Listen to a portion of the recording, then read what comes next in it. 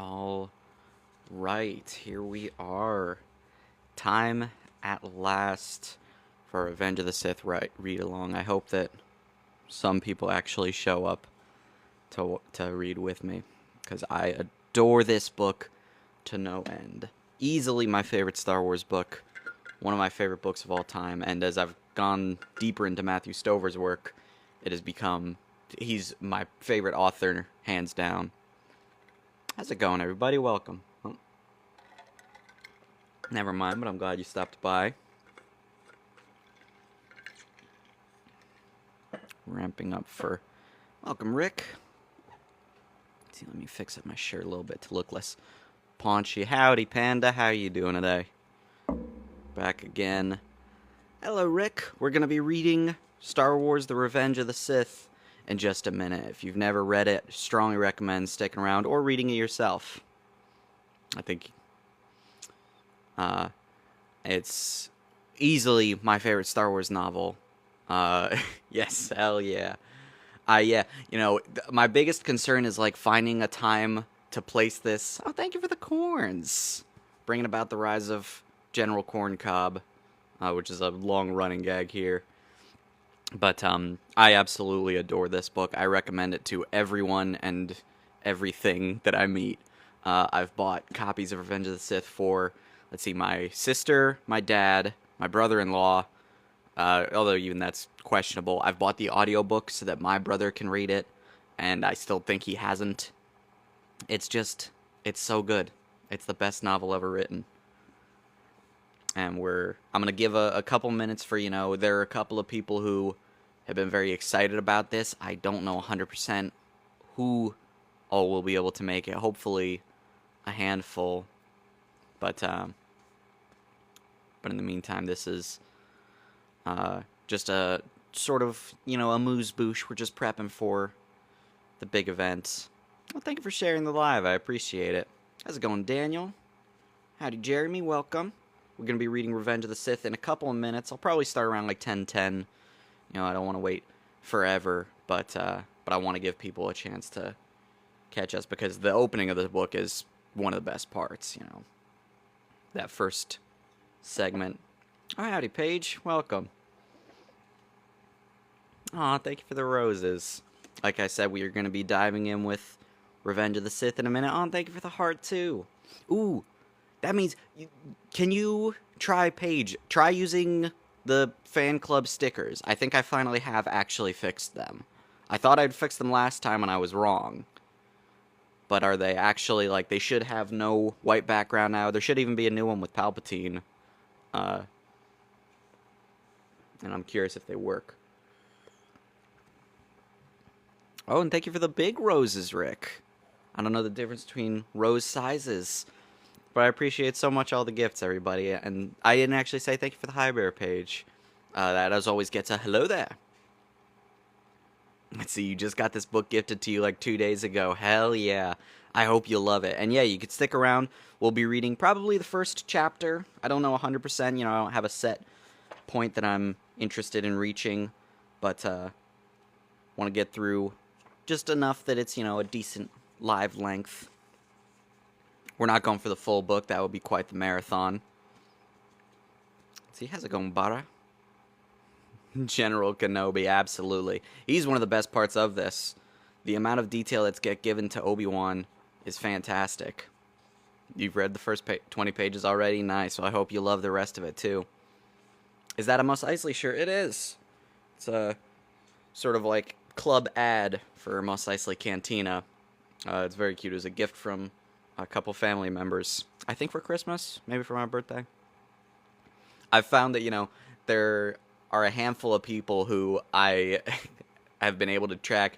Their gift-giving plan for me is essentially just opening Amazon, typing in Star Wars, and seeing ooh, that one's cool. Which I can't blame them for. It's not a bad strategy. It's worked out well. So, let's see, I figure... When do we want to start reading? Do we want to do 10:05, maybe 10:10? Give a couple more minutes for people to see we're live, to check in. How's it going, Henry? Welcome.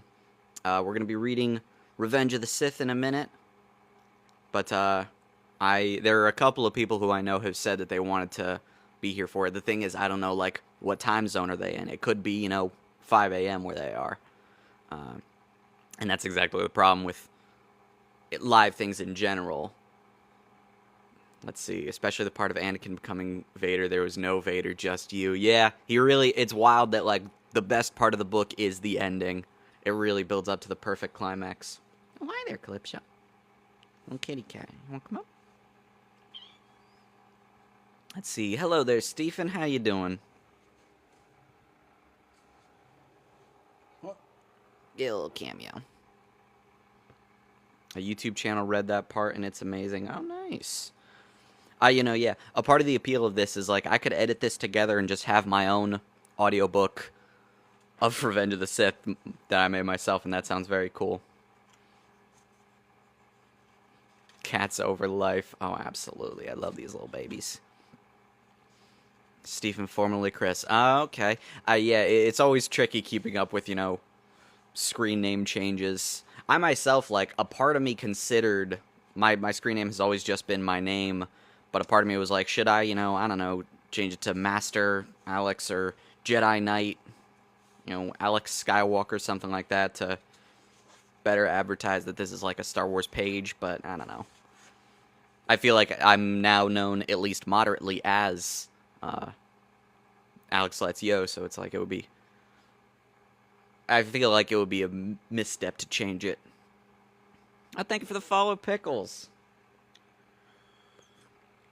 I'm glad to have you, and I believe, is that I can't tell if my eyesight is just too bad or if that's like a Pickle Rick. It looks like it's got a face of some kind. I know that's hip on the internet. I like the Pickle Rick episode. I shouldn't act above it.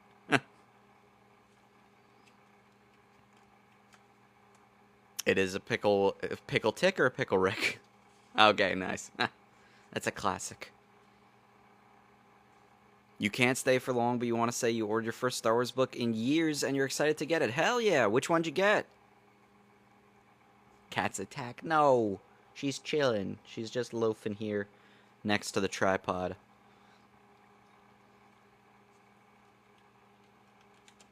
Let's see, your first Star Wars book in years. I think, did you say you had read Revenge of the Sith already? If so, that's good. If not, that should be the first.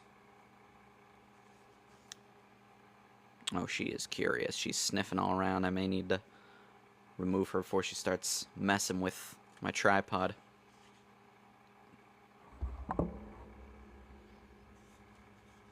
Let's see. All right, 10:08. You ordered Shadow of the Sith. Nice. It's sequel. I mean, it's set before the sequels, but like it's a direct tie-in to Rise of Skywalker. It's definitely intimately connected, and I liked it a lot. I'm very excited for the author has a new book coming out tomorrow, actually. So hopefully that one's as good. I need to reread Shadow of the Sith, though. It's been a while. Oh, hi there. Ooh, look at her. This is how we bring in the views. Forget about reading, forget about Star Wars. Just get a cat. Oh, and hey, buddy. Other cats coming in to check out what's going on, too. What is it about this? I stream over here once a week, and you guys are never this curious. What a good pair of babies. Alright, we're coming up on 10:10, so I think we'll get started, and hopefully anyone else who wants to join can show up in a bit. But let's dive into The Revenge of the Sith by Matthew Stover. And I'll still, I'll still be talking, but it'll be between bits of reading. Alright, so let's begin with, of course, A Long Time Ago in a Galaxy Far, Far Away. No, this one doesn't start with fanfare. This starts with somber. This story happened a long time ago, in a galaxy far, far away. It is already over. Nothing can be done to change it. It is a story of love and loss, brotherhood and betrayal, courage and sacrifice, and the death of dreams. It is a story of the blurred line between our best and our worst. It is the story of the end of an age. A strange thing about stories. Though this all happened so long ago and so far away that words cannot describe the time or the distance, it is also happening right here, right now. It is happening as you read these words. This is how 25 millennia come to a close. Corruption and treachery have crushed 1,000 years of peace. This is not just the end of a republic. Night is falling on civilization itself. This is the twilight of the Jedi. The end starts now. Isn't that peak? Isn't that so good? Mills, it is happening now. It is. Today's the day. And thank you so much, Ethan, for the follow. I'm glad to have you. And I'm glad to... I'm always a little bit more glad when Revenge of the Sith is what brings someone in. It's like, hell yeah, this book's the best. And yeah, that opening, God, what a chill. And then it continues into even better segments. I love this opening section, so we'll keep rolling. You're hooked so quickly, you wish you could stay longer. Oh, I'm sorry. I'm gonna upload the full thing on YouTube, so if anyone wants to listen to it, you can. But, like, I get, it's more fun live. But yeah, stay, as long as you can. I mean, what's a good place to... I want to make sure that the cover is visible. Thank you, H2R2, for the follow. I like that name. That's funny. All right. Introduction. The Age of Heroes. The skies of Coruscant blaze with war. The artificial daylight spread by the capital's orbital mirrors is sliced by intersecting flames of ion drives and punctuated by starburst explosions. Contrails of debris raining into the atmosphere become tangled ribbons of cloud. The night-side sky is an infinite lattice of shining hairlines that interlock planetoids and track erratic spirals of glowing gnats. Beings watching from rooftops of Coruscant's endless cityscape can find it beautiful. From the inside, it's different. The gnats are drive glows of starfighters. The shining hairlines are light scatter from turbolaser bolts powerful enough to vaporize a small town. The planetoids are capital ships. The battle from the inside is a storm of confusion and panic, of galvaned particle beams flashing past your starfighter, so close that your cockpit rings like a broken annunciator, of the boot-sole shock of concussion missiles that blast into your cruiser, killing beings you have trained with and eaten with and played and laughed and bickered with.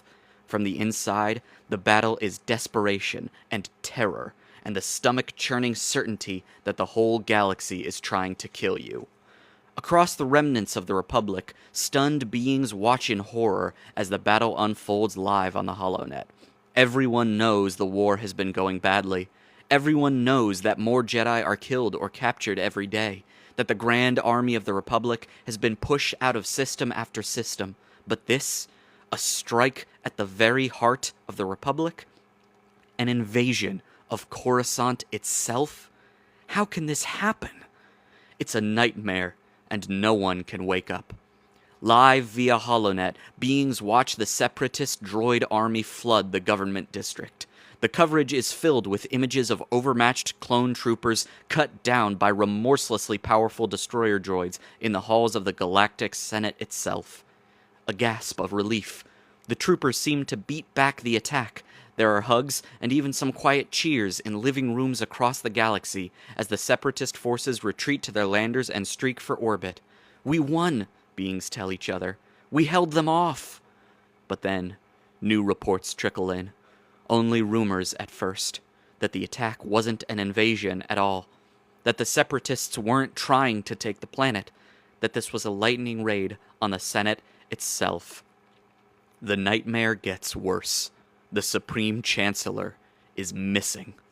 Palpatine of Naboo, the most admired man in the galaxy, whose unmatched political skills have held the Republic together, whose personal integrity and courage prove that the separatist propaganda of corruption in the Senate is nothing but lies, whose charismatic leadership gives the whole Republic the will to fight on.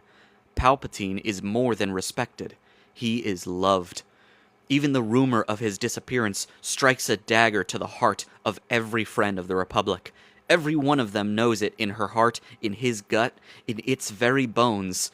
Without Palpatine, the Republic will fall. And now, confirmation comes through, and the news is worse than anyone could have imagined. Supreme Chancellor Palpatine has been captured by the Separatists, and not just the Separatists. He's in the hands of General Grievous. Take a pause there. Let's see. Hi, what'd you miss? We've just started. Yeah, we're still in the introduction. Goofy book, that is absolutely insane. That's a foolish. Let's see. Oh, thank you, Jakey, for the follow. Or no, for the share. But I appreciate it either way. Oh, and thank you for the gifts, Isaac. Let him cook. Absolutely. We're cooking on Revenge of the Sith. And God, that opening. Such emotion. Putting you in the heart of the people on Coruscant watching. Immediately giving a follow. Thank you, Mark. I'm glad to have you as we continue with Revenge of the Sith. Nice cardigan. It's actually, so I did choose this intentionally. This is a piece of official Star Wars merchandise that I'm gonna, when I get to like any of the Palpatine bits, the shadow, I'm for sure gonna pop this on. But it's all for the hood.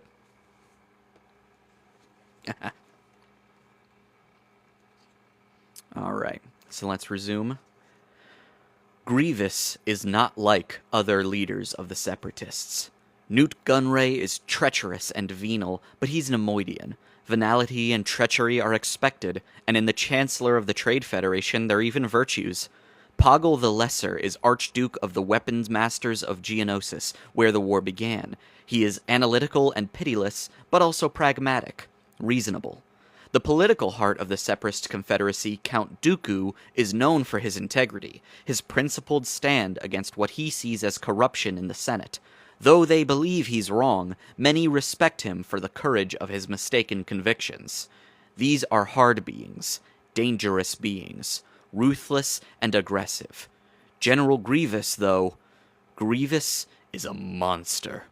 The Separatist Supreme Commander is an abomination of nature, a fusion of flesh and droid, and his droid parts have more compassion than what remains of his alien flesh. This half-living creature is a slaughterer of billions. Whole planets have burned at his command. He is the evil genius of the Confederacy, the architect of their victories, the author of their atrocities. And his Durasteel grip has closed upon Palpatine. He confirms the capture personally in a wideband transmission from his command cruiser in the midst of the orbital battle. Beings across the galaxy watch and shudder and pray that they might wake up from this awful dream, because they know that what they're watching, live on the HoloNet, is the death of the Republic. Many among these beings break into tears. Many more reach out to comfort their husbands or wives, their crashmates or kin triads, and their younglings of all descriptions, from children to cubs to spawn fry. But here is a strange thing. Few of the younglings need comfort. It is instead the younglings who offer comfort to their elders. Across the Republic, in words or pheromones, in magnetic pulses, tentacle braids, or mental telepathy, the message from the younglings is the same. Don't worry. It'll be all right. Anakin and Obi-Wan will be there any minute. They say this as though these names can conjure miracles. Anakin and Obi-Wan. Kenobi and Skywalker. From the beginning of the Clone Wars, the phrase Kenobi and Skywalker has become a single word. They are everywhere. HoloNet features of their operations against the Separatist enemy have made them the most famous Jedi in the galaxy. Younglings across the galaxy know their names, know everything about them, follow their exploits as though they are sports heroes instead of warriors in a desperate battle to save civilization. Even grown-ups are not immune. It's not uncommon for an exasperated parent to ask, when faced with offspring who have just tried to pull off one of the spectacularly dangerous bits of foolishness that are the stock in trade of high-spirited younglings everywhere. So, which were you supposed to be? Kenobi or Skywalker? Kenobi would rather talk than fight, but when there is fighting to be done, few can match him. Skywalker is the master of audacity. His intensity, boldness, and sheer jaw-dropping luck are the perfect complement to Kenobi's deliberate, balanced steadiness. Together, they are a Jedi hammer that has crushed separatist infestations on scores of worlds. All of the younglings watching this battle in Coruscant's sky know it. When Anakin and Obi-Wan get there, those dirty seppers are gonna wish they'd stayed in bed today. The adults know better, of course. That's part of what being a grown-up is. Understanding that heroes are created by the HoloNet, and that the real-life Kenobi and Skywalker are only human beings after all. Even if they really are everything the legends say they are, who's to say they'll show up in time? Who knows where they are right now? They might be trapped on some separatist backwater. They might be captured or wounded, even dead. Some of the adults even whisper to themselves, they might have fallen. Because the stories are out there. Not on the HoloNet, of course. The HoloNet news is under the control of the Office of the Supreme Chancellor, and not even Palpatine's renowned candor would allow tales like these to be told. But people hear whispers. Whispers of names that the Jedi would like to pretend never existed. Sora Bulk, Depa Billaba, Jedi who have fallen to the dark, who have joined the Separatists, or worse, who have massacred civilians or even murdered their comrades. The adults have a sickening suspicion that Jedi cannot be trusted, not anymore, that even the greatest of them can suddenly just snap.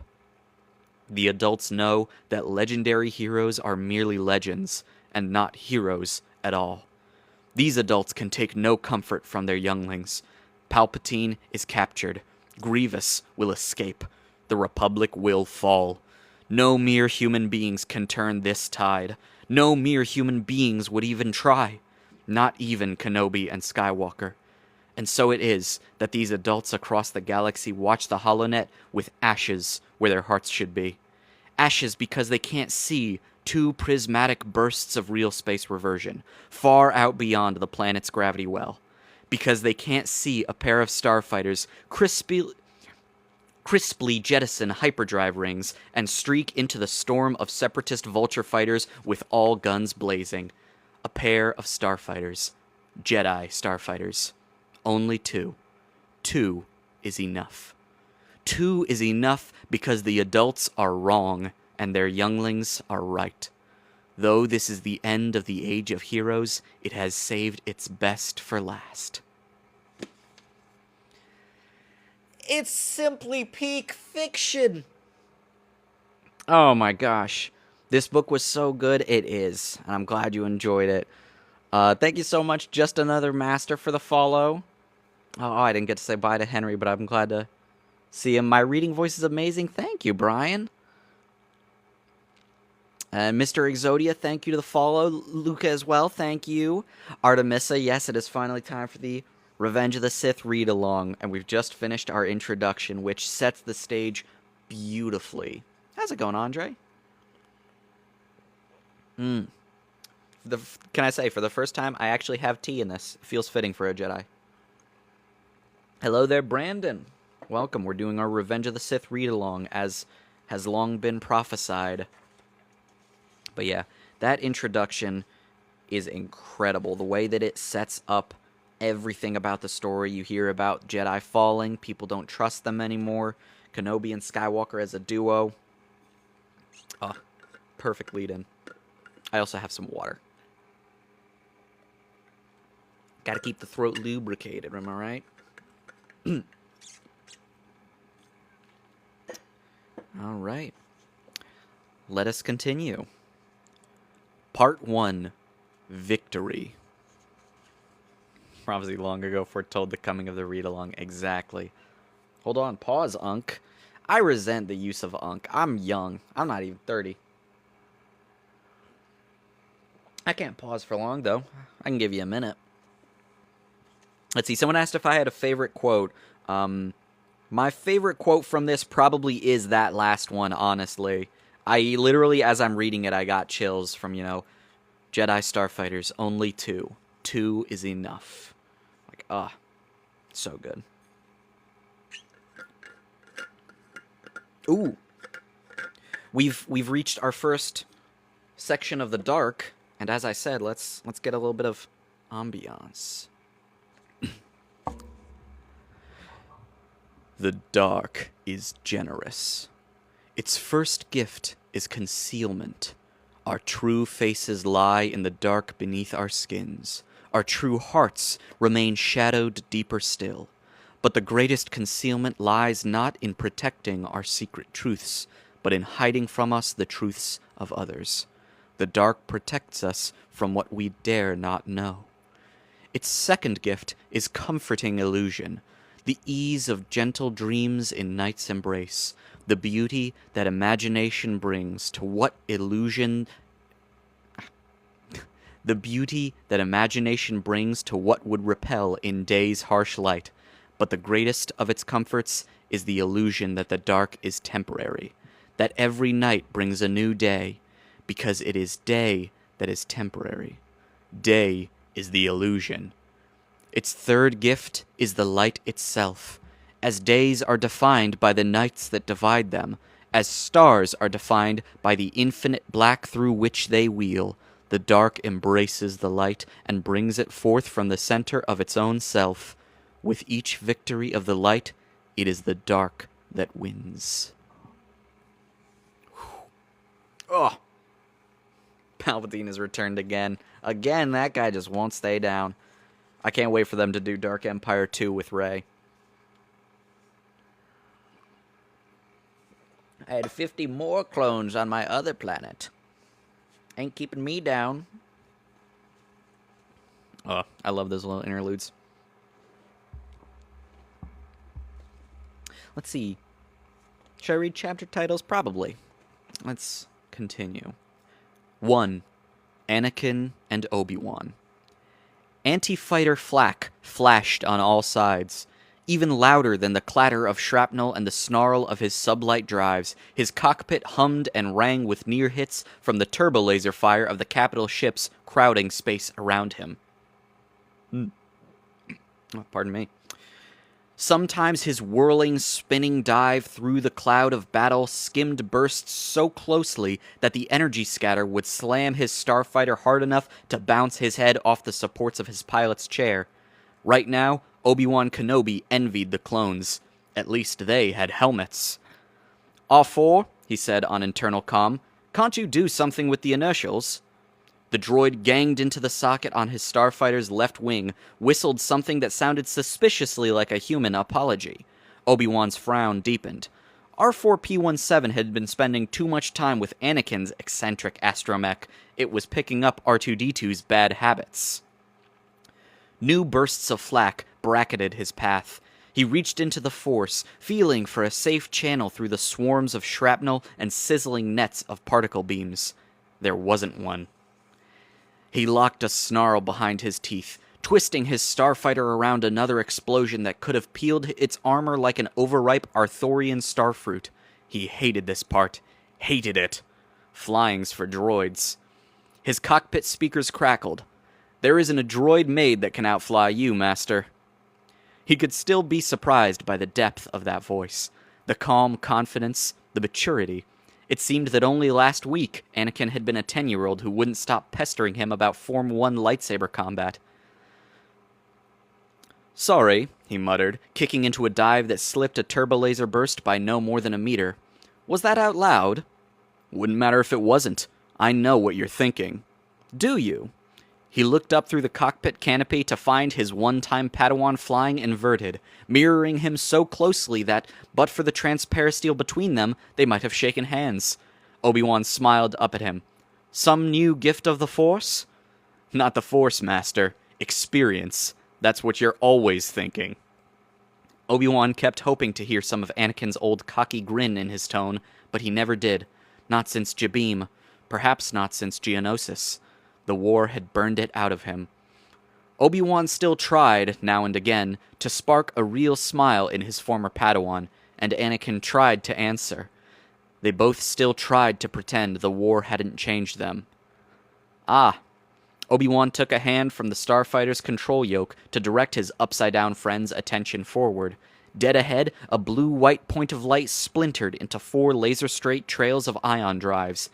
And what does experience tell you we should do about those incoming TIE-fighters? That we should break right! Obi-Wan was already making that exact move as Anakin spoke, but they were inverted to each other. Breaking right shot him one way while Anakin whipped the other. The TIE-fighters' cannons ripped space between them, tracking faster than their starfighters could slip. His onboard threat display chimed a warning. 2 of the droids had remote sensor lock on him. The others must have lit up his partner. Anakin, slip jaws! My thought exactly. They blew past the TIE-fighters, looping in evasive spirals. The droid ships wrenched themselves into pursuit maneuvers that would have killed any living pilot. The slip jaws maneuver was named for the scissor-like mandibles of the Kashyyyk slash spider.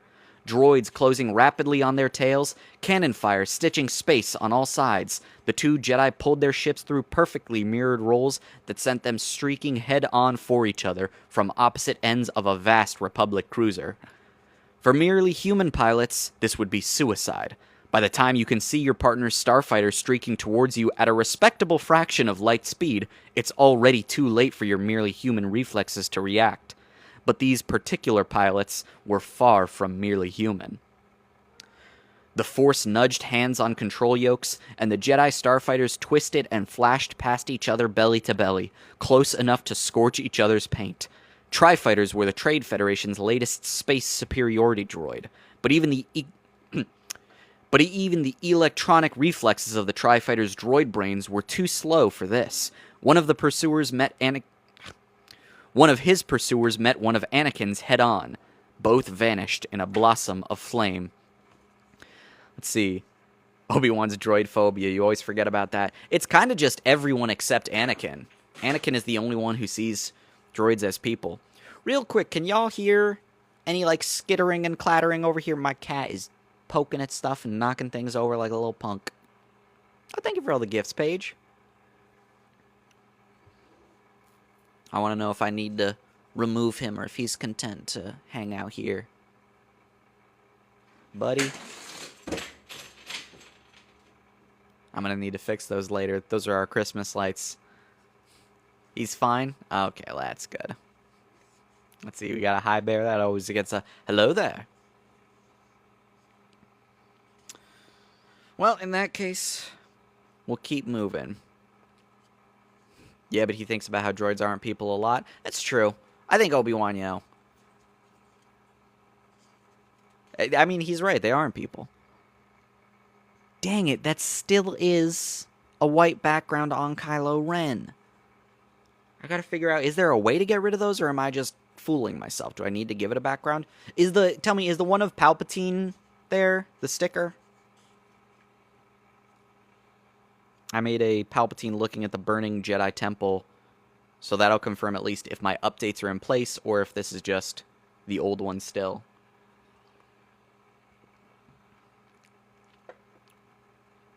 It is? Man. Then maybe you just can't get them transparent? Yeah, there it is. It's a little small, but I think it's funny. I'll just give them all a default space background instead of just white. Neither are Wookiees, but if Luke spent so much time thinking about it, it would get weird. Listen, Wookiees are at least alive, unlike those robo-droids. Alright.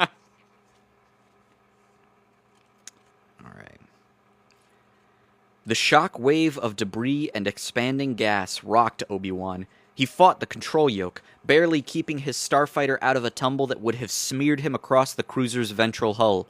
Before he could straighten out, his threat display chimed again. Oh, marvelous, he muttered under his breath. Anakin's surviving pursuer had switched targets. Why is it always me? Perfect. Through the cockpit speakers, Anakin's voice carried grim satisfaction. Both of them are on your tail. Perfect is not the word I'd use. Obi-Wan twisted his yoke, juking madly as space around him flared scarlet. We have to split them up. Break left. Anakin sounded calm as a stone. The turbolaser tower off your port bow. Thread its guns. I'll take things from there. Easy for you to say. Obi-Wan whipped sideways along the cruiser's superstructure. Fire from the pursuing TIE-fighters blasted burning chunks from the cruiser's armor. Why am I always the bait? I'm right behind you. R2, lock on. Obi-Wan spun his starfighter between the recoiling turbo cannons, close enough that energy scatter made his cockpit clang like a gong, but still, cannon fire flashed past him from the tri-fighters behind. Anakin, they're all over me! Dead ahead, move right to clear my shot. Now! Obi-Wan flared his port jets. I'm gonna give that a second since she actually collided with the mic there. Cancel Alex 2025. Oh, for the droid comments. I'm like, what, because of the cat? Listen, I can't... droids are simply subhuman. I said what it is. Maybe that's not woke enough for the lib hive mind of Coruscant, but you can't do the movie as it is, not the book. Oh, yeah. It's so heartbreaking. And let's see. You should hold like a Star Wars trivia live stream. That would be fun.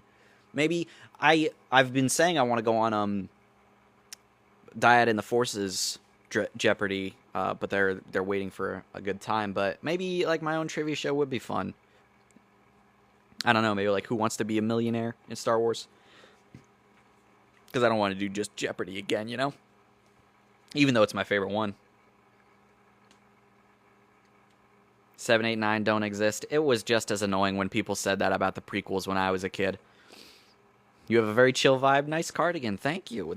It's actually my Sith robes, but it's too hot for a hood at all times, you know?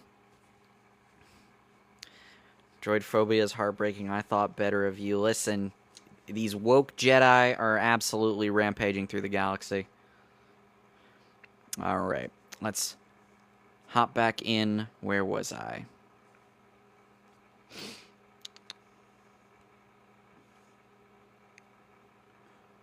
Obi-Wan flared his port jets, and the starfighter kicked to the right. One of the tri-fighters behind him decided it couldn't follow, and went for a ventral slip that took it directly into the blasts from Anakin's cannons. It vanished in a boil of superheated gas. Good shooting, R2. Anakin's dry chuckle in the cockpit's speakers vanished behind the clang of lasers, blasting ablative shielding off of Obi-Wan's left wing. I'm running out of tricks here. Clearing the vast Republic cruiser put him on course for the curving hull of one of the Trade Federation's battleships. Space between the two capital ships blazed with turbo-laser exchanges. Some of those flashing energy blasts were as big around as his entire ship. The merest graze would blow him to atoms. Obi-Wan dived right in.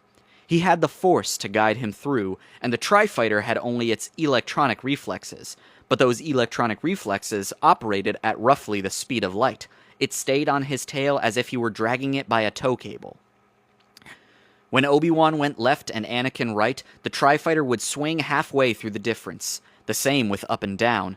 It was averaging his movements with Anakin's. Somehow, its droid brain had realized that, as long as it stayed between the two Jedi, Anakin couldn't fire on it without hitting his partner. The Tri-Fighter was under no similar restraint. Obi-Wan flew through a storm of scarlet needles. No wonder we're losing the war, he muttered. They're getting smarter. What was that, Master? I didn't copy. Obi-Wan kicked his starfighter into a tight spiral toward the Federation cruiser. I'm taking the deck. Good idea. I need some room to maneuver.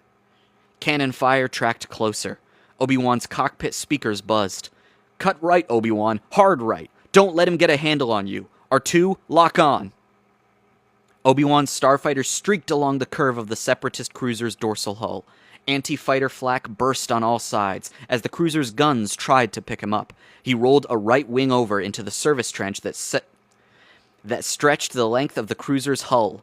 This low and close to the deck, the cruiser's anti-fighter guns couldn't depress their angle of fire enough to get a shot, but the tri-fighter stayed right on his tail.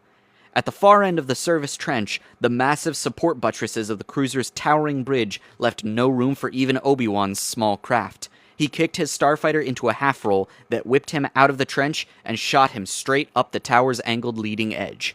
One burst of his underjets jerked him past the forward viewports of the bridge with only meters to spare, and the tri-fighter followed his path exactly. Of course, he muttered. That would have been too easy. Anakin, where are you? One of the control surfaces on his left wing... Good lord, mess. One of the control surfaces on his left wing shattered in a burst of plasma. It felt like being shot in the arm. He toggled switches, fighting the yoke. R4P17 shrilled at him. Obi-Wan keyed internal comm. "Don't try to fix it, R4. I've shut it down." "I have the lock," Anakin said. "Go! Firing now!" Obi-Wan hit maximum drag on his intact wing, and his starfighter shot into a barely controlled arc, high and right, as Anakin's cannons vaporized the last tri-fighter.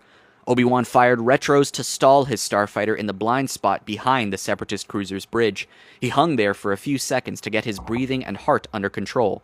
"Thanks, Anakin. Thanks. That's all." "Don't thank me. It was R2's shooting." "Yes, I suppose if you like, you can thank your droid for me as well. And Anakin..." "Yes, Master? Next time, you're the bait." Oh, what a classic. Thank you, Lori and Chill Guy, for the follows. I appreciate it from both of you. If you could live on any Star Wars planet, which one would you pick? Probably like Naboo. That seems pretty nice. Howdy, Bruno. Welcome. We're going through our Revenge of the Sith live read, and it's as good as ever. God, what a masterpiece.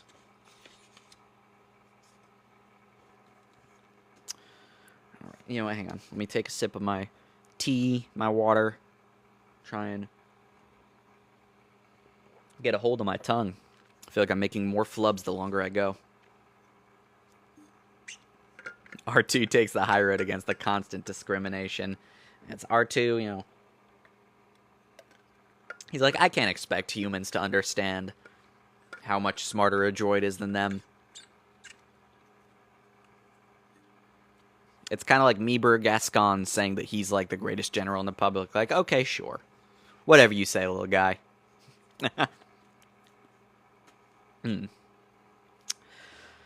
All right. Now here's the good stuff. Y'all ready for this?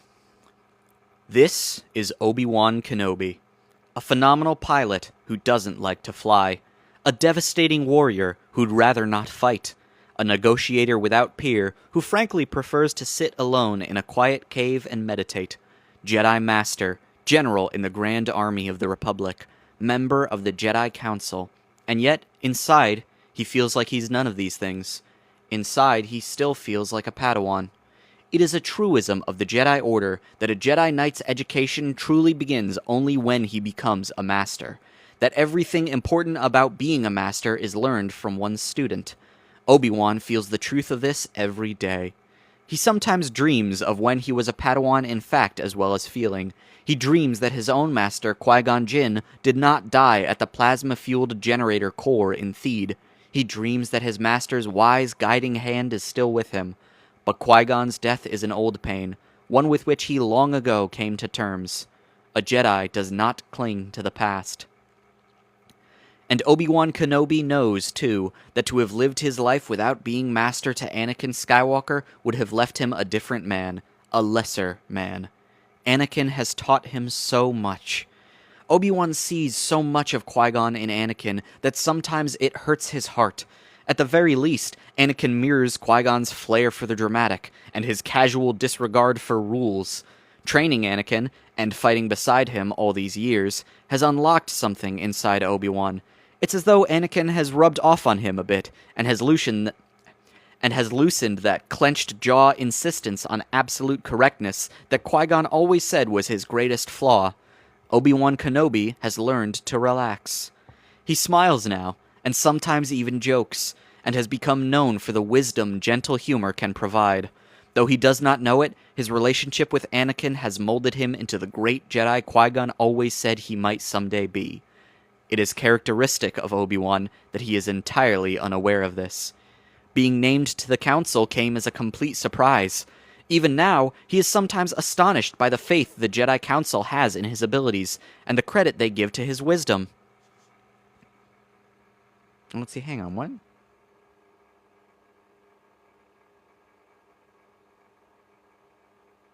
My live has apparently been restricted because I might be promoting a brand, product, or service. I'm reading a book, TikTok.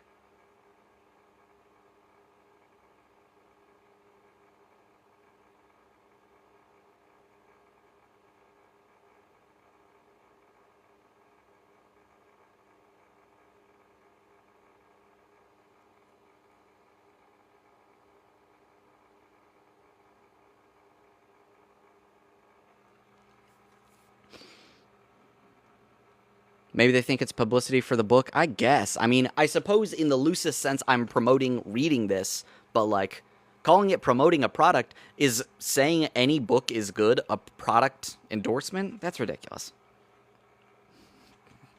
How much does that book? It's you can find it on like eBay and stuff for like $9. Like a paid partnership or something. Like yeah, I find it strange. I've played video games and that's not promoting anything. It's the same thing. Silly TikTok. Anyhow, let's continue.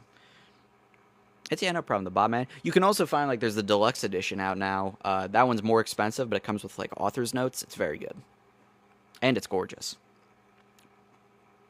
All right. So let's see. I'm gonna go back a sentence because I'm not sure if I cut myself off from confusion. Being named to the council came as a complete surprise. Even now, he is sometimes astonished by the faith the Jedi Council has in his abilities and the credit they give to his wisdom. Greatness was never his ambition. He wants only to perform whatever task he is given to the best of his ability. He is respected throughout the Jedi Order for his insight as well as his warrior skill. He has become the hero of the next generation of Padawans. He is the Jedi their masters hold up as a model.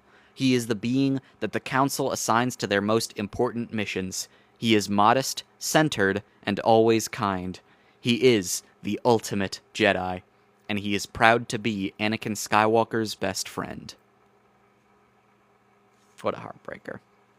What a tearjerker. Ain't that some? Will this be uploaded on YouTube? It will. As I've been recording, I've been kind of going back and forth on, I may edit it down to cut out like these bits and just do the book. If you're someone who would be interested in seeing it on YouTube, would you rather the full thing unedited, uncut, or just the book part?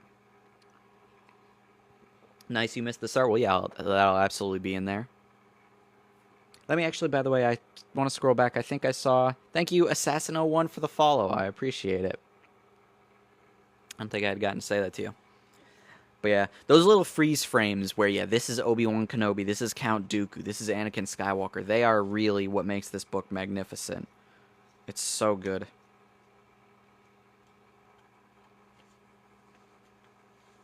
Let's see, Brandon would say just the book. XC, leave a comment if you have an opinion, and I'll continue reading and check that later. R2, where's that signal? Wait. I thought we were still from Obi-Wan's perspective. It's cut away. Let me retry that. R2, where's that signal? From its socket beside the cockpit, R2-D2 whistled and beeped. A translation spidered across Anakin's console readout. Scanning. Lots of ECM signal jamming. Keep on it. He glanced at Obi-Wan's starfighter limping through the battle, 100 meters off his left wing. I can feel his jitters from all the way over here. A tootle. A Jedi is always calm. He won't think it's funny. Neither do I. Less joking, more scanning. For Anakin Skywalker, starfighter battles were usually as close to fun as he ever came. This one wasn't. Not because of the overwhelming odds or the danger he was in. He didn't care about odds, and he didn't think of himself as being in any particular danger. A few wings of droid fighters didn't much scare a man who'd been a pod racer since he was 6 and had won the Bunta Cup at 9. Who was, in fact, the only human to ever finish a pod race, let alone win one. In those days, he had used the Force without knowing it. He'd thought the Force was something inside him, just a feeling, an instinct, a string of lucky guesses that led him through maneuvers other pilots wouldn't dare attempt. Now, though, now he could reach into the Force and feel the engagement throughout Coruscant space as though the whole battle were happening inside his head. His vehicle became his body. The pulses of its engines were the beat of his own heart. Flying, he could forget about his slavery, about his mother, about Geonosis and Jabim, Argonar and Munalinst, and all the catastrophes of this brutal war, about everything that had been done to him, and everything he had done. He could even put aside, for as long as the battle roared around him, the starfire of his love for the woman who waited for him on the world below, The woman whose breath was his only air, whose heartbeat was his only music, whose face was the only beauty his eyes would ever see. He could put all this aside because he was a Jedi, because it was time to do a Jedi's work. But today was different. Today wasn't about dodging lasers and blasting droids. Today was about the life of the man who might as well have been his father, a man who could die if the Jedi didn't reach him in time. Anakin had been late once before. Obi-Wan's voice came over the cockpit speakers, flat and tight. "Does your droid have anything?" "Missy, you aren't such a menace." Let's see, you could do like the checkmark things where you can skip these parts. I could put in like chapters for, here's book, here's chat. Let me resume. "Does your droid have anything? R4's hopeless. I think that last cannon hit cooked his motivator." Anakin could see exactly the look on his former master's face. A mask of calm belied by a jaw so tight that when he spoke his mouth barely moved. "Don't worry, Master. If his beacon's working, R2 will find it. Have you thought about how we'll find the Chancellor if—" "No," Obi-Wan sounded absolutely certain. "There's no need to consider it. Until the possible becomes actual, it is only a distraction. Be mindful of what is, not what might be." Anakin had to stop himself from... Good lord, this cat. Anakin had to stop himself from reminding Obi-Wan that he wasn't a Padawan anymore. "I should have been here," he said through his teeth. "I told you, I should have been here." Anakin, he was defended by Stas Ali and Shak Ti. If two masters could not prevent this, do you think you could? Stas Ali is clever and valiant, and Shak Ti is the most cunning Jedi I've ever met. She's even taught me a few tricks. Anakin assumed he was supposed to be impressed. But Grievous. Master T had faced him before Anakin. After Munilinst, she is not only subtle and experienced, but very capable indeed. Seats on the Jedi Council aren't handed out as party favors. "I've noticed." He let it drop. The middle of a space battle was no place to get into this particular sore subject. If only he'd been here, instead of Shak Ti and Stas Ali, council members or not. If he had been here, Chancellor Palpatine would be home and safe already. Instead, Anakin had been stuck running around the Outer Rim for months, like some useless Padawan, and all Palpatine had for protectors were Jedi who were clever and subtle. Clever and subtle. He could whip any 10 clever and subtle Jedi with his lightsaber tied behind his back. But he knew better than to say so. "Put yourself in the moment, Anakin. Focus." "Copy that, Master," Anakin said dryly. "Focusing now." R2-D2 twittered, and Anakin checked his console readout. "We've got him, Master. The cruiser, dead ahead. That's Grievous's flagship, Invisible Hand." "Anakin, there are dozens of cruisers dead ahead." "It's the one crawling with vulture fighters." The vulture fighters clinging to the long... Good lord, give me a second. You do the voices so well. Thank you. And this is convincing you to get the book. Strong, strong recommend it. I adore this book to no end.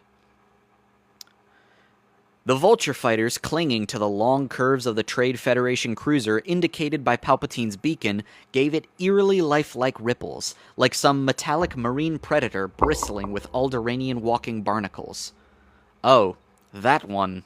He could practically hear Obi-Wan's stomach dropping. "Oh, this should be easy." Now some of them stripped themselves from the cruiser, ignited their drives, and came looping toward the two Jedi. Easy? No, but it might be fun. Sometimes a little teasing was the only way to get Obi-Wan to loosen up. "Lunch at Dex's says I'll blast 2 for each of yours. R2 can keep score." "Anakin, I'll write dinner, and I promise this time I won't let R2 cheat." "No games, Anakin, there's too much at stake." There, that was the tone Anakin had been looking for. A slightly scolding, schoolmasterish edge. Obi-Wan was back on form.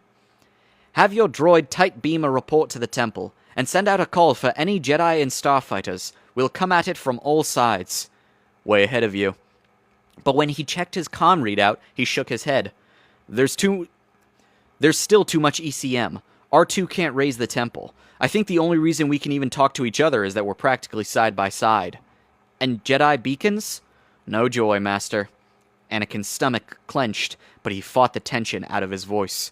"We may be the only 2 Jedi out here." "Then we will have to be enough. Switching to clone fighter channel." Anakin spun his comm dial to the new frequency in time to hear Obi-Wan say, "Oddball, do you copy? We need help."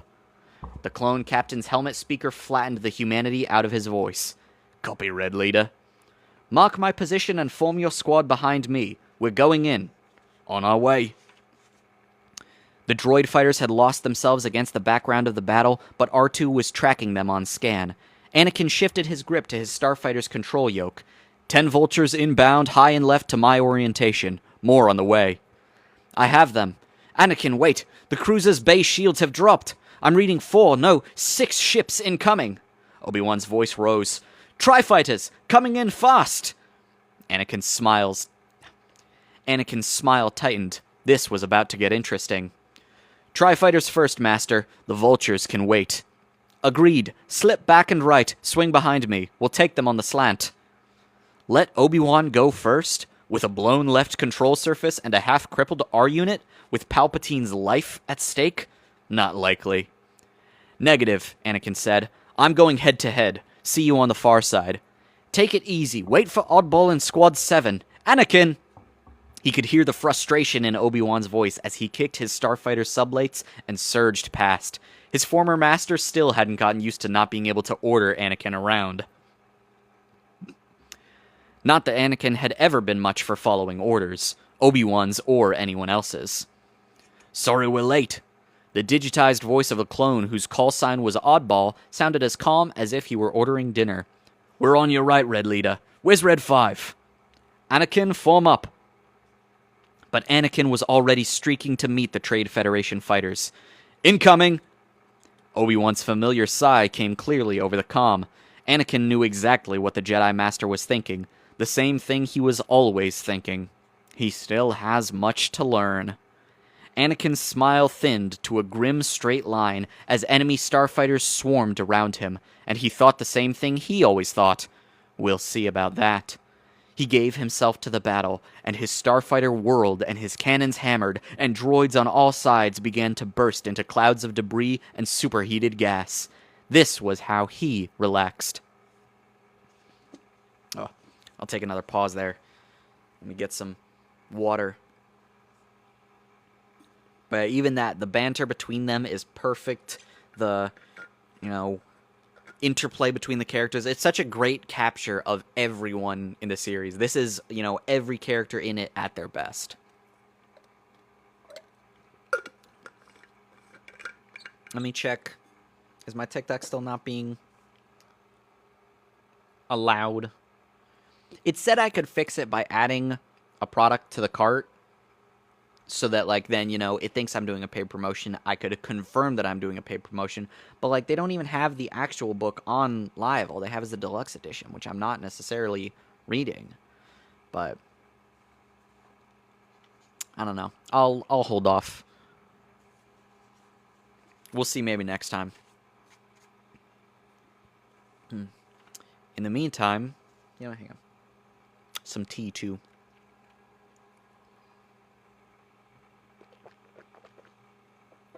A little bit of breakfast tea. I believe it's Irish breakfast. Howdy, Logan. Welcome. This is Anakin Skywalker, the most powerful Jedi of his generation, perhaps of any generation, the fastest, the strongest, an unbeatable pilot, an unstoppable warrior. On the ground, in the air, or sea, or space, there is no one even close. He has not just power, not just skill, but dash, that rare, invaluable combination of boldness and grace. He is the best there is at what he does, the best there has ever been, and he knows it. HoloNet features call him the hero with no fear, and why not? What should he be afraid of? Except fear lives inside him anyway, chewing away the firewalls around his heart. Anakin sometimes thinks of the dread that eats at his heart as a dragon. Children on Tatooine tell each other of the dragons that live inside the suns. Smaller cousins of the sun dragons are supposed to live inside the fusion furnaces that power everything from starships to pod racers. But Anakin's fear is another kind of dragon, a cold kind, a dead kind, not nearly dead enough. Not long after he became Obi-Wan's Padawan, all those years ago, a minor mission had brought them to a dead system, one so immeasurably old that its star had long ago turned into a frigid dwarf of hypercompacted trace metals, hovering a quantum fraction of a degree above absolute zero. Anakin couldn't even remember what the mission might have been, but he'd never forgotten that dead star. It had scared him. Stars can die? It is the way of the universe, which is another manner of saying that it is the will of the Force, Anakin had told... Good Lord. Obi-Wan had told him. Everything dies. In time, even stars burn out. This is why Jedi form no attachments. All things pass.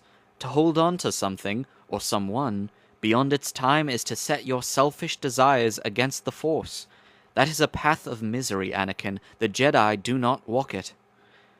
That is the kind of fear that lives inside Anakin Skywalker, the dragon of that dead star. It is an ancient, cold, dead voice within his heart that whispers, all things die. In bright day, he can't hear it. Battle, a mission, even a report before the Jedi Council can make it forget it's even there. But at night, the walls he has built sometimes start to frost over. Sometimes they start to crack. At night, the dead star dragon sometimes sneaks through the cracks and crawls up into his brain and chews at the inside of his skull. The dragon whispers of what Anakin has lost and what he will lose. The dragon reminds him every night of how he held his dying mother in his arms, of how she had spent her last strength to say, I knew you would come for me, Anakin. The dragon reminds him every night that someday he will lose Obi-Wan, he will lose Padme, or they will lose him. All things die, Anakin Skywalker. Even stars burn out. And the only answers he ever has for these dead cold whispers are his memories of Obi-Wan's voice, or Yoda's. But sometimes he can't quite picture them. All things die. He can barely even think about it. But right now he doesn't have a choice. The man he flies to rescue is a closer friend than he'd ever hoped to have. That's what puts the edge in his voice when he tries to make a joke. That's what flattens his mouth and tightens the burn scar high on his right cheek. My God.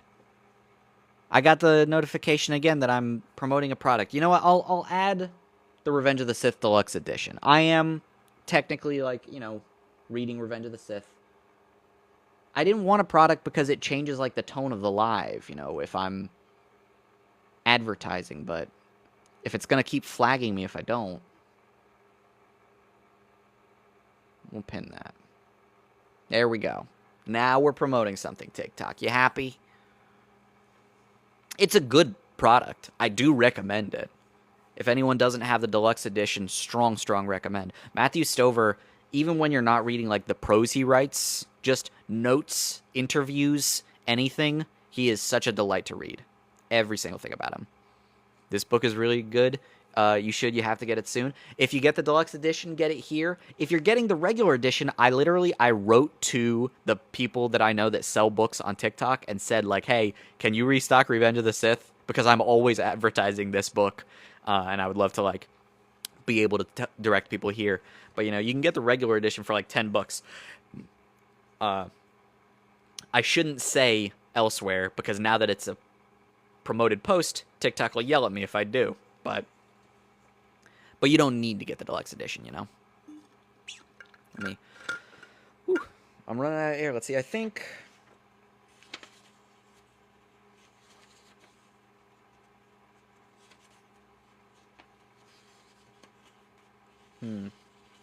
chapters are long. I'm trying to figure out when I should end this. Yeah, it's 15 euros. That's a good price, and you can find the hardcover for about that much too. Well worth it. It's a beautiful book. I'm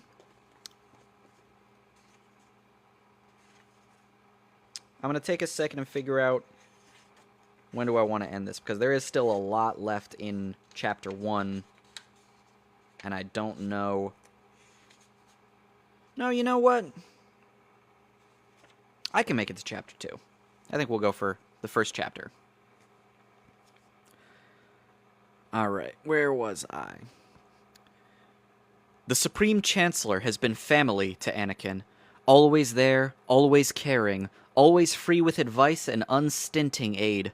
A sympathetic ear and a kindly, loving, unconditional acceptance of Anakin exactly as he is. The sort of acceptance Anakin could never get from another Jedi.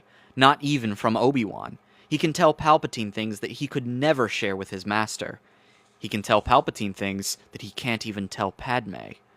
Now, the Supreme Chancellor is in the worst kind of danger, and Anakin is on his way despite the dread boiling through his blood. That's what makes him a real hero. Not the way the HoloNet labels him, not without fear, but stronger than fear. He looks the dragon in the eye and doesn't even slow down. If anyone can save Palpatine, Anakin will, because he's already the best and he's still getting better. But locked away, behind the walls of his heart, the dragon that is his fear coils and squirms and hisses. Because his real fear, in a universe where even stars can die, is that being the best will never be quite good enough. Beautiful. Obi-Wan's starfighter jolted sideways.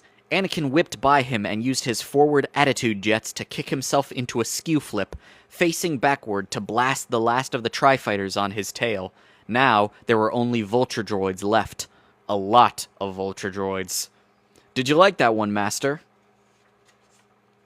Very pretty. Obi-Wan's cannon stitched plasma across the hull of a swooping vulture fighter until the droid exploded. But we're not through this yet. Watch this.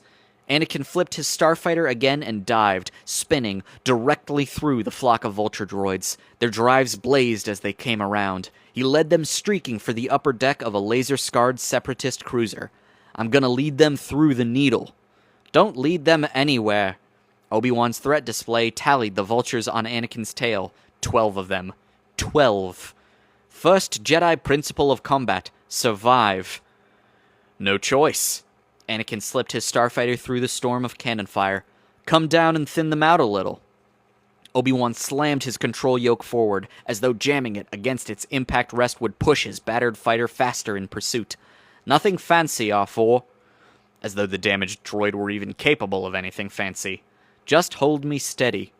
He reached into the Force and felt for his shot. On my mark, brake left. Now! The shutdown control surface of his left wing turned the left brake into a tight overhead spiral that traversed Obi-Wan's guns across the path of 4 vultures. Flash, flash, flash, flash! And all 4 were gone. He flew on through the clouds of glowing plasma. He couldn't waste time going around. Anakin still had 8 of them on his tail. And what was this? Obi-Wan frowned. The cruiser looked familiar. The needle, he thought. Oh, please say you're kidding. Anakin's starfighter skimmed only meters above the cruiser's dorsal hull. Cannon misses from the vulture fighters swooping towards him blasted chunks out of the cruiser's armor. Okay, R2, where's that trench? His forward screen lit with a topograph of the cruiser's hull. Just ahead lay the trench that Obi-Wan had led the tri-fighter into. Anakin flipped his starfighter through a razor-sharp wing-over down the past rim. The walls of the service trench flashed past him as he streaked for the bridge tower at the far end. From here, he couldn't even see the minuscule slit between its support struts. With 8 vulture droids in pursuit, he'd never pull off a slant up the tower's leading edge as Obi-Wan had, but that was all right. He wasn't planning to. His cockpit comm buzzed. Don't try it, Anakin, it's too tight. Too tight for you, maybe. I'll get through. R2-D2 whistled nervous excitement with Obi-Wan. No, good lord. I'm misreading everywhere. R2-D2 whistled nervous agreement with Obi-Wan. Easy, R2, Anakin said. We've done this before. Cannon fire blazed past him, impacting on the support struts ahead. Too late to change his mind now. He was committed. He would bring his ship through, or he would die. Right now, strangely, he didn't actually care which. Use the Force, Obi-Wan sounded worried. Think yourself through, and the ship will follow. What do you expect me to do, close my eyes and whistle? Anakin muttered under his breath, then said aloud, "Copy that. Thinking now." R2-D2's squeal was as close to terrified as a droid can sound. Glowing letters spidered across Anakin's readout. "Abort! Abort! Abort!" Anakin smiled. Wrong thought. Obi-Wan could only stare open-mouthed as Anakin's starfighter snapped onto its side and scraped through the slit with centimeters to spare. He fully expected one of the struts to knock R2's dome off. Thank you for the follow, Mason. The vulture droids tried to follow, but they were just a hair too big. When the first two impacted, Obi-Wan triggered his cannon in a downward sweep. The evasion maneuvers pre-programmed into the vulture fighters' droid brains sent them diving away from Obi-Wan's lasers, straight into the fireball expanding from the front of the struts. Obi-Wan looked up to find Anakin soaring straight out from the cruiser with a quick snap roll of victory. Obi-Wan matched his course without the flourish. "I'll give you the first 4, Anakin said over the comm, "but the other 8 are mine." Anakin, "All right, we'll split them." As they left the cruiser behind, their sensors showed Squad 7 dead ahead. The clone pilots were fully engaged, looping through a dogfight so tight that their ion trails looked like a glowing ball of string. "Oddball's in trouble. I'm going to help him out." Wait, hang on. God, it's tough keeping up with which one is on comm. "Oddball's in trouble. I'm gonna help him out." "Don't. He's doing his job. We need to do ours." "Master, they're getting eaten alive over." "Every one of them would gladly trade his life for Palpatine's. Will you trade Palpatine's life for theirs?" No, of course not, but..." "Anakin, I understand. You want to save everyone. You always do, but you can't." Anakin's voice went tight. "Don't remind me." "Head for the command ship." Without waiting for a reply, Obi-Wan targeted the command cruiser and shot away at maximum thrust. The cross of burned scar beside Anakin's eye went pale as he turned his starfighter in pursuit. Obi-Wan was right. He almost always was. You can't save everyone. His mother's body, broken and bloody in his arms, her battered eyes struggling to open, the touch of her smashed lips. "I knew you would come to me. I missed you so much." That's what it was, to be not quite good enough. It could happen any time, any place. If he was a few minutes late, if he let his attention drift for a single second, if he was a whisker too weak. Any place, any time. But not here, and not now. He forced his mother's face back down below the surface of his consciousness. Time to get to work. They flashed through the battle, dodging flak and turbolaser bolts, slipping around cruisers to eclipse themselves from the sensors of droid fighters. They were only a few dozen kilometers from the command cruiser when a pair of tri-fighters whipped across their path, firing on the deflection. Anakin's sensor board lit up, and R2-D2 shrilled a warning. "Missiles!" He wasn't worried for himself. The two on his tail were coming at him in perfect tandem. Missiles lack the sophisticated brains of droid fighters. To keep them from colliding on their inbound vectors, one of them would lock onto his fighter's left drive, the other onto his right. A quick snap roll would make those vectors intersect, which they did in a silent blossom of flame. Obi-Wan wasn't so lucky. The pair of missiles locked onto his sublights weren't precisely side by side. A snap roll would be worse than useless. Instead, he fired retros and kicked his dorsal jets to halve his velocity and knock him a few meters planetward. The lead missile overshot and spiraled off into the orbital battle. The trailing missile came close enough to trigger its proximity sensors and detonated in a spray of glowing shrapnel. Obi-Wan's starfighter flew through the debris, and the shrapnel tracked him.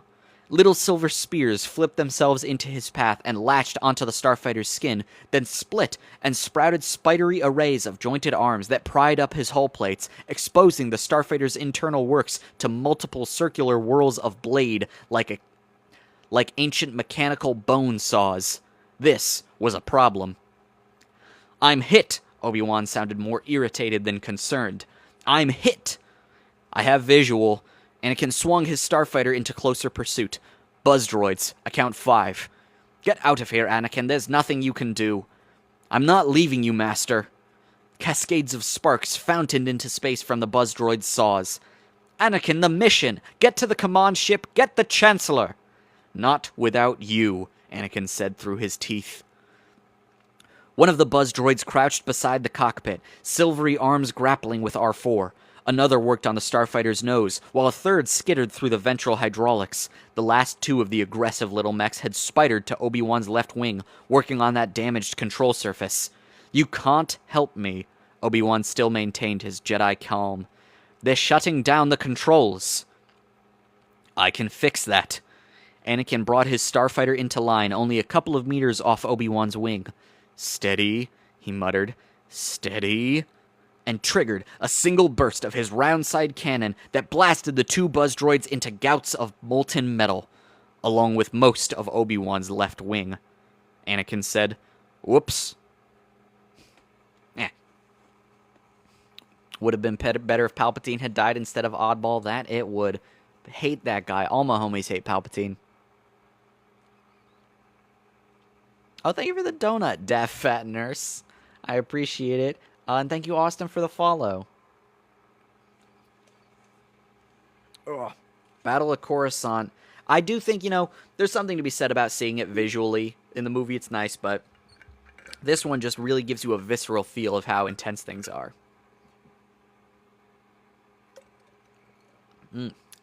Gotta lubricate. Ugh.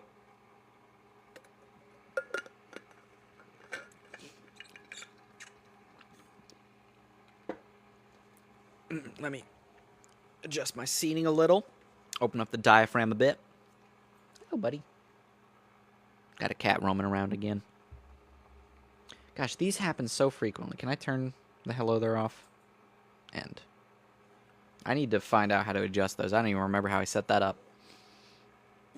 All right. The starfighter bucked hard enough to knock Obi-Wan's skull against the transparent steel canopy. A gust of stinging smoke filled the cockpit. Obi-Wan fought the yoke to keep his starfighter out of an uncontrolled tumble. "Anakin, that's not helping." "You're right, bad idea. Here, let's try this. Move left and swing under. Easy." "Anakin, you're too close. Wait." Obi-Wan stared in disbelief as Anakin's starfighter edged closer and, with a dip of its wing, physically slammed a buzz droid into a smear of metal. The impact jolted Obi-Wan again, pounded a deep streak of dent into his starfighter's hull, and shattered the forward control surface of Anakin's wing. Anakin had forgotten the first principle of combat again, as usual. "You're going to get us both killed." His atmospheric scrubbers drained smoke from the cockpit, but now the droid on the forward control surface of Obi-Wan's starfighter's right wing had peeled away enough of the hull plates that its jointed saw arms could get deep inside. Sparks flared into space, along with an expanding fountain of gas that instantly crystallized in the hard vacuum. Velocity identical to Obi-Wan's, the shimmering gas hung on his starfighter's nose like a cloud of fog. "Blast," Obi-Wan muttered. "I can't see. My controls are going." "You're doing fine. Stay on my wing." Easier said than done. "I have to accelerate out of this." "I'm with you. Go." Obi-Wan eased power to his thrusters, and his starfighter parted the cloud, but new vapor boiled out to replace it as he went. "Is that last one still on my nose? R4, can you do anything?" The only response he got came from Anakin. "That's a negative on R4. Buzz droids got him." Oh. It, Obi-Wan corrected automatically. "Wait, they attacked R4? "Not just R4. One of them jumped over when we hit." Blast, Obi-Wan thought. They are getting smarter. How's it going, Obi-Wan? Welcome. Through a gap torn in the cloud by the curve of his cockpit, Obi-Wan could see R2-D2 grappling with a buzz droid hand to hand. Well, saw arm to saw arm. Even flying blind and nearly out of control through the middle of a space battle, Obi-Wan could not avoid a second of disbelief at the bewildering variety of auxiliary tools and aftermarket behaviors Anakin had tinkered upon his starfighter's astromech, even beyond the sophisticated upgrades performed by the royal engineers of Naboo. The little device was virtually a partner in its own weight. In its own right. Good lord, I'm a mess. Well, thank you for all the hearts, everybody. Let's see. R2's saw cut through one of the buzz droid's grapplers, sending the jointed arm flipping lazily off into space. Then it did the same to another. Then a panel opened in R2-D2's side, and its data jack arm stabbed out and smacked the crippled buzz droid right off Anakin's hull. The buzz droid spun aft until it was caught in the blast wash of Anakin's sublights, then blew away faster than even Obi-Wan's eye could follow. Obi-Wan reflected that the separatist droids weren't the only ones that were getting smarter. The data jack retracted, and a different panel opened, this time in R2-D2's dome. A claw cable shot from it into the cloud of gas that still billowed from Obi-Wan's right forward ring, and pulled back out, dragging a struggling buzz droid. The silver droid twisted and squirmed, and its grapplers took hold of the cable, climbing back along it, saw arms waving until Anakin popped the starfighter's underjets and R2 cut the cable and the buzz droid dropped away, tumbling helplessly through the battle. "You know," Obi-Wan said, "I begin to understand why you speak of R2 as though he's a living creature." "Do you?" He could hear Anakin smile. "Don't you mean it?" "Ah, yes," he frowned. "Yes, of course. It. Thank it for me, will you?" "Thank him yourself." Yes. "Thanks, R2. The whistle that came back over the comm had a clear flavor of, "You're welcome." Then the last of the fog finally dispersed, and the sky ahead was full of ship. More than 1 kilometer from end to end, the vast command cruiser filled his visual field. At this range, all he could see were savannas of sand-colored hull studded with turbolaser mountains that lit up space with thunderbolts of disintegrating energy. And that immense ship was getting bigger. Fast. "Anakin, we're going to collide!" "That's the plan. Head for the hangar." "That's not—" "I know, first Jedi principle of, no, it's not going to work. Not for me." "What?" "My controls are gone. I can't head for anything." "Oh, well, all right, no problem." "No problem?" Then his starfighter clanged as if he'd crashed into a ship-sized gong. Obi-Wan jerked and twisted his head around to find the other starfighter just above his tail. Literally, just above. Anakin's left leg control surface was barely a hand span from Obi-Wan's sublight thrusters. Anakin had hit him on purpose. Then he did it again. Clang. "What are you doing?" "Just giving you," Anakin's voice came slow, tight with concentration, "a little help with your steering." Obi-Wan shook his head. This was completely impossible. No other pilot would even attempt it. But for Anakin Skywalker, the completely impossible had an eerie way of being merely difficult. He reflected that he should be used to it by now. While these thoughts chased each other aimlessly through his mind, he had been staring blankly at a blue shimmer of energy filling the yawning hangar bay ahead. Belatedly, he registered what he was looking at. He thought, "Oh, this is bad." "Anakin," Obi-Wan began. He tried rerouting control paths through his yoke. No luck. Anakin drew up and tipped his forward surfaces down behind the sparking scrap that used to be R4. "Anakin!" "Give me just a second, Master." Anakin's voice had gone even tighter. A muffled lump, then another, louder, and a scrape and a squeal of ripping metal. "This isn't quite as easy as it looks." "Anakin!" "What?" "The hangar bay." "What about it?" "Have you noticed that the shield's still up?" "Really?" "Really." Not to mention so close that Obi-Wan could practically taste it. "Oh, sorry. I've been busy." Obi-Wan closed his eyes. Reaching into the Force, his mind followed the starfighter's mangled circuitry to locate and activate the sublight engine's manual test board. With a slight push, he triggered a command normally used only in bench tests: full reverse. The cometary tail of glowing debris shed by his disintegrating starfighter shot past him and evaporated in a cascade of miniature starbursts on contact with the hangar shield, which was exactly what was about to happen to him. The only effect of full reverse from his failing engines was to give him more time to see it coming. Then, Anakin's starfighter swooped in front of him, crossing left to right at a steep deflection. Energy flared from his cannons, and the shield emitters at the right side of the hangar door exploded into scrap. The blue shimmer of the bay shield flickered, faded, and vanished, just as Obi-Wan came spinning across the threshold and slammed along the deck, trailing sparks and a scream of tortured metal. His entire starfighter, what was left of it, vibrated with the roar of atmosphere howling out from the unshielded bay. Massive blast doors ground together like jaws. Another force touch on the manual test board cut power to his engines, but he couldn't trigger the explosive bolts on his cockpit canopy, and he had a bad feeling that those canopy bolts were the only thing on his craft that weren't about to explode. His lightsaber found his hand and blue energy flared. One swipe, and the canopy burst away, ripped into space by the hurricane of escaping air. Obi-Wan flipped himself up into the stunningly cold gale and let it blow him tumbling away as the remnants of his battered craft finally exploded. He rode the shockwave while he let the force right him in the air. He landed cat-footed on the blackened streak, still hot enough to scorch his boots that his landing had gouged into the deck. The hangar was full of battle droids. His shoulders dropped, and his knees bent, and his lightsaber came up to angle in front of his face. There were far too many for him to fight alone, but he didn't mind. At least he was out of that blasted starfighter. Gosh, we've got a page and a half left, so I am going to finish chapter 1. But for the future, I'm going to need to figure out like a halfway point to stop, because I'm getting more and more flubs the longer I go. Your tongue gets twisted.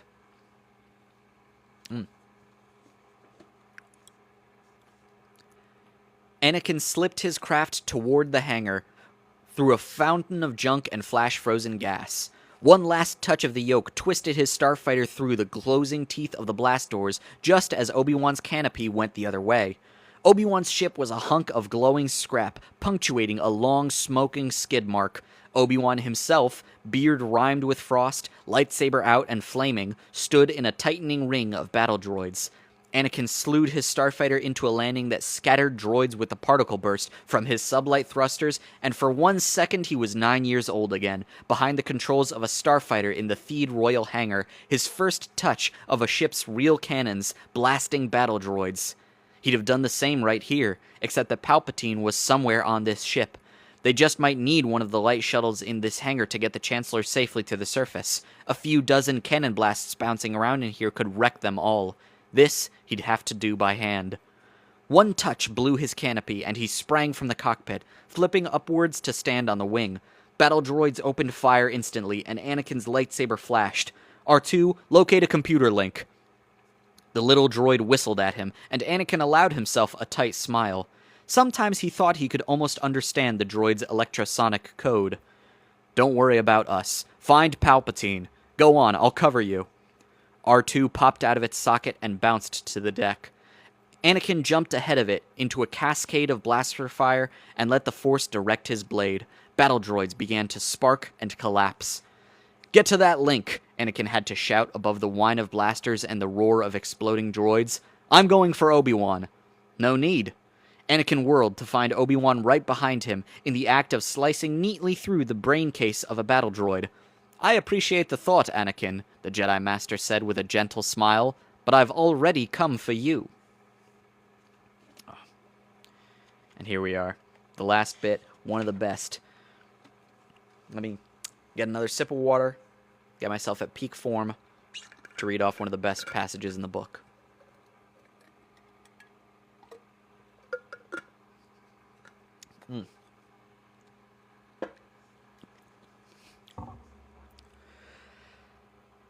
Nice deep breath. This, then, is Obi-Wan and Anakin.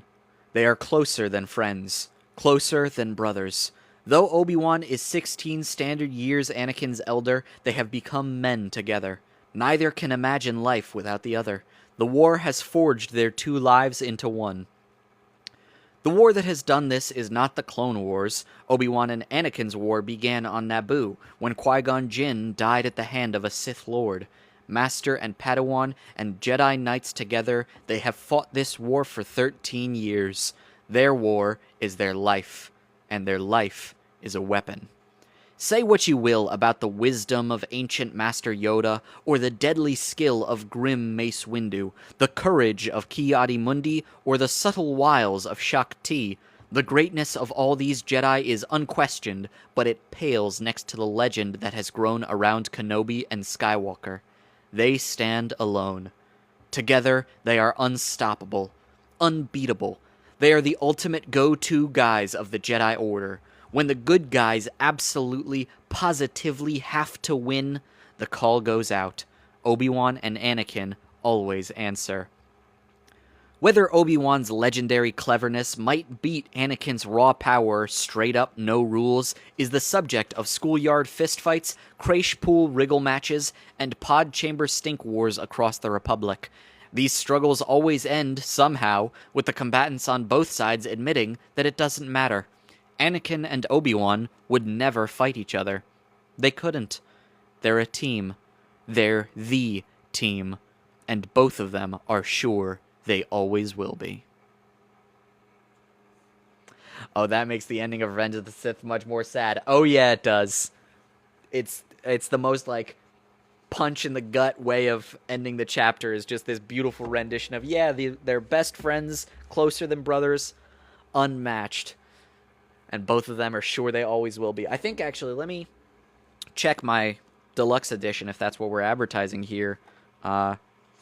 I'm pretty sure he wrote an author's note about that. Where is it?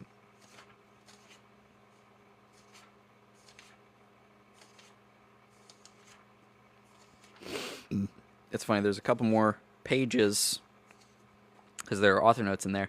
Yeah, here we go. So Matthew Stover in the author's notes wrote in response to that, right at the very end, they're a team, they're the team, and both of them are sure they always will be. Burns a little, huh? I hope so. Writing it stung me, and I hate to suffer alone. He's so funny. And that's the kind of stuff that, you can get in the deluxe edition, which evidently we're primarily selling here. So if anyone wants it, strong recommend, obviously. I adore the base book. I adore the deluxe edition. I literally just went through it reading all the author's notes because everything he writes is just a delight. But that's going to be it for today's reading. That is Chapter 1 of Revenge of the Sith, and we've just crashed onto the Invisible Hand to rescue the Chancellor. One of the most common things people talk about in this book is how much longer the opening is. The entire sequence to stop, kill Dooku, take the ship, crash into the planet, all that, is about 15 minutes in the movie. But in the book, it's, 136 pages. It goes up to here, and the author has talked about, I just wrote what was in the script, which was very long. They didn't tell me it was going to be cut down that short in the movie. Let's see. You wish the inscription on the pages on the deluxe book was different. What do you mean by that? You wish the author's note were different? Or do you mean the inscription on the side? I think this is the perfect quote for them to have. I think there are a few other lines that I would say match this one. Maybe this is the end of the Age of Heroes, but thank you, that was really good. I'm glad. Thank you, XC. I appreciate it, and I thank you all so much for being here. It's been a delight. I've been looking forward to this for a while, and I'm glad to have had a couple people here to listen. I'm very, very grateful. I think that, I don't know if I want to stop doing Knights of the Old Republic on Sundays. Maybe I'll move it to more inconsistent time, but this is more my vibe. So I am thinking I'm going to keep doing this on Sundays at 10. Wait, maybe you've seen a different one. Which one is on there? This one has this is how it feels to be Anakin Skywalker right now. I do think that the English edition may have had a different quote, so maybe that's it. Let's see, it was great. You can tell how much you love this book. Oh, I'm glad you enjoyed it, Artemisa. And yes, it's why, I've talked about, if I could get the opportunity, if Disney wanted to hire me to read an audiobook, it would be a dream. Because, there are so many, the way that this is written, it invites a certain way of delivery, It feels like it needs to be read out loud. And I love getting to, give voice to that. Stuff like Anakin and Obi-Wan would never fight each other. They couldn't. They're a team. They're the team. And both of them are sure they always will be. I'm for the most part, just coming up with lines as I go, on how to deliver any given sentence. But like those ones I, have heard in my head since the minute I read the book, and so it's great to say them out loud. But in the meantime, that's going to be it for today, and I should go and eat something. I haven't actually had like a real breakfast yet, just a little slice of toast. Out of curiosity, what time is it for anyone else? Is it like morning for you all? Is this a good time to do it? I certainly I don't know how many people I could bring in with a read along, but I want to at least catch the people that I know are interested and would want to be here for them. Is this a good time? Would later be better? It's a good time for you? Okay, that's good. Because, yeah, I could go, 17:35 in Spain. You're in Spain? Oh. It's always wild hearing people around the world. I kind of, by default, assume everyone's just in United States Eastern Standard Time, but, that's wild. So 5:30, is that a good time for you to catch future readings? I certainly hope so. Because I know that, there are some people who are probably I'm trying to think, on the Pacific coast, it's probably 5 a.m. right now. So that would be tricky. But I suppose, we'll figure it out. Maybe I'll try skewing a little. No, that's why your spelling is bad. Because it's a bad timer? Oh, the time is great. No, because you're in Spain? Oh, I've literally never noticed. I would not have guessed you weren't an English-speaking American. You're absolutely fine. I've met a lot of native English speakers who are far worse than you. But yeah, I should go. This has been a delight, though. Thank you all so much for staying and chatting and hanging. I hope you've enjoyed this excerpt from Revenge of the Sith. We'll be back next week to read probably half of Chapter 2. I'll figure out, a good start and end point that feels satisfying. And we'll make our way through this book that I adore with all my heart. Have a good day as well, XC. Have a good day, everyone. Have a good evening, Artemisa. And as always, may the Force be with all of you.